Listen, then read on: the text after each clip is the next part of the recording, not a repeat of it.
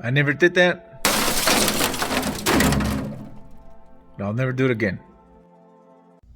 I was still a kid working with my grandfather, and he had heavy equipment. And one day we were doing an oil change to a backhoe, and I told him I'll do it. He sent me out there to do an oil change. And of course, I go out there and start, take the old oil out, the filter off. And backhoes, they use a lot of oil.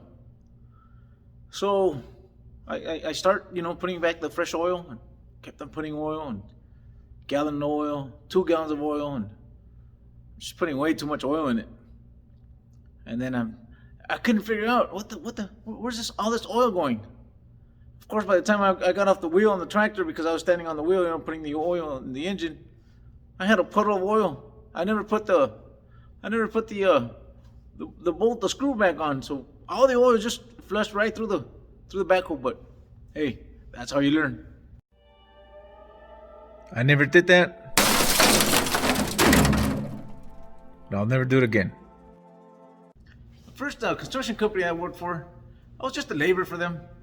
Even though I could run equipment already, but I was just a laborer. I was in my late teens, and that was my first construction company I worked for. And one of the trucks broke down, and the owner asked me, "Hey, do you know any mechanics?" I told him, "Yeah, I got a friend. He's a mechanic." This guy he was still a kid too. He was my age. He was probably 17 or 18 back then. And I called him up and say, "Hey, there's a little job for you, man. There's a truck that's broke down here, and the owner of the company wants to get it fixed. Can you come out here and look at it?" And he goes, "Yeah." And I told the owner, say, "Okay, tell him to be here in the morning." So next day he shows up. The truck was out, in the yard, but quite like over to the side, way out there.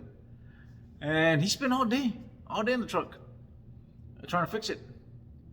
And at the end of the day, he comes to me and tells me, "Hey, tell your owner, tell your boss that I can't figure out what's wrong with the truck because it doesn't turn on. So if it doesn't turn on, I can't really figure out what's wrong with it."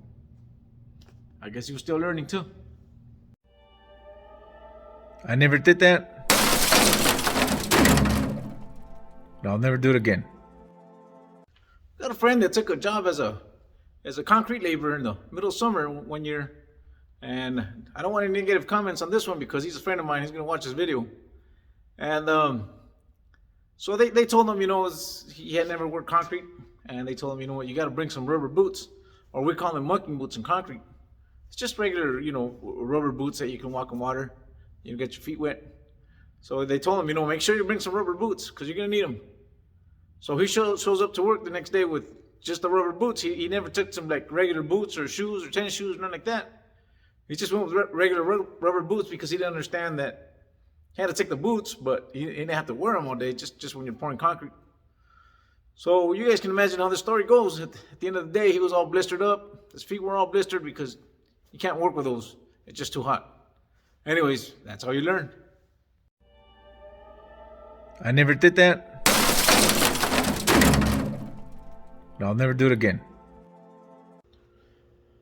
Well, I got a work order for a water heater one time, and it was an electric water heater. The homes that I've owned before in the past were all been gas water heaters, so I've worked on those, been able to fix those. But this was a work order for an electric water heater. So the manager calls me, she tells me, there's a water heater that's not heating water. Can you go look at it? And I go, but I wasn't very confident because I had never worked on them.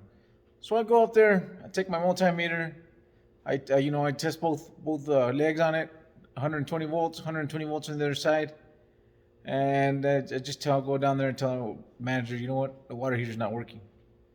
Which is a big mistake because we know that we can fix all the components, all the electrical components can be really easy to fix, but I didn't have that experience. And I told the manager, we need to replace that water heater. She said, "Yeah, go ahead, order another one. Are you sure?" I said, Yeah, I'm sure it doesn't work. So I replace it. I replace the water heater. And I was, still, pretty confident because, it's just replacing water heater and just reconnecting it.